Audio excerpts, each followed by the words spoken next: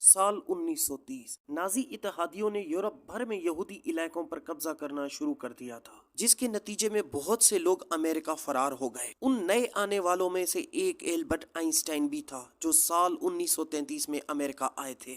2 اگست 1939 Albert Einstein نے امریکی صدر فرینکلن ڈیلانو روزویلٹ کے نام ایک خط لکھا، جس میں البرٹ آئنسٹائن نے امریکی صدر کو آگاہ کیا کہ جرمنی جوہری ہتھیار بنانے کی کوشش کر رہا ہے۔ آئنسٹائن نے امریکہ پر زور دیا کہ وہ یورینیم دھات کو ذخیرہ کرے اور اپنے جوہری ہتھیاروں پر کام شروع کر دے۔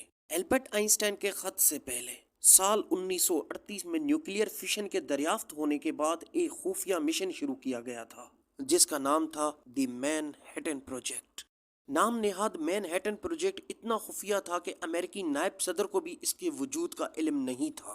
مین ہیٹن پروجیکٹ کے باضابطہ تخلیق سے پہلے ریاست امریکہ کے آس پاس کی متعدد یونیورسٹیوں میں جوہری تحقیق جاری تھی۔ مین ہیٹن پروجیکٹ کا باقاعدہ آغاز دوسرے جنگ عظیم کے دوران سال 1942 میں ہوا۔ اس پروجیکٹ کا مشن پہلا جوہری ہتھیار تیار کرنا تھا۔ اس پروجیکٹ کی قیادت امریکہ نے برطانیہ اور کینیڈا کی حمایت سے کی تھی۔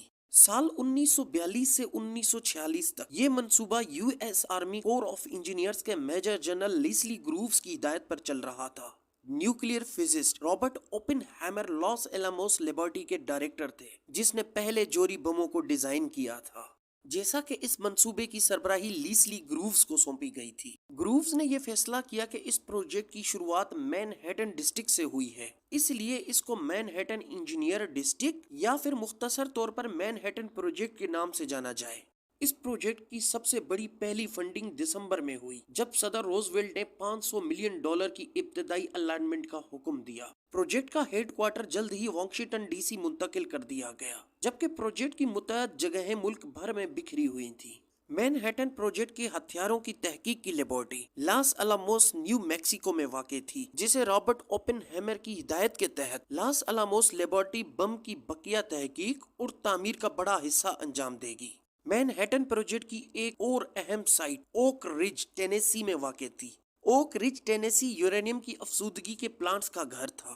یکساں طور پر اہم مقام ہینفورڈ واشنگٹن میں تھا، جہاں پورے پیمانے پر پلوٹونیم کی پیداوار کا پلانٹ تھا۔ درجنوں دیگر سائٹس بھی مین ہیٹن پروجیکٹ کے لیے کام کر رہی تھی۔ ایک اندازے کے مطابق اس منصوبے پر 6 لاکھ سے زیادہ لوگوں نے کام کیا۔ 16 جولائی 1945 ایٹمی دور کا باضابطہ طور پہ آغاز ہوا، جب دنیا کے پہلے ایٹم بم کا تجربہ نیو میکسیکو کی صحرا کے مقام پر کیا گیا۔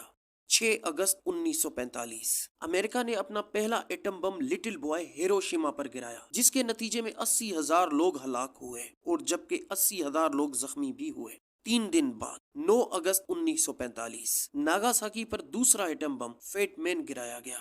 ایک اندازے کے مطابق ایٹمی دھماکے کے فوراً بعد 40,000 سے 75,000 کے درمیان لوگ ہلاک ہوئے۔ اس طرح دنیا نے مہلک ترین بم بنانا شروع کر دیے تھے، اور یہ تھی ایٹم بم کی ہسٹری کے ایٹم بم کب اور کیسے بنا۔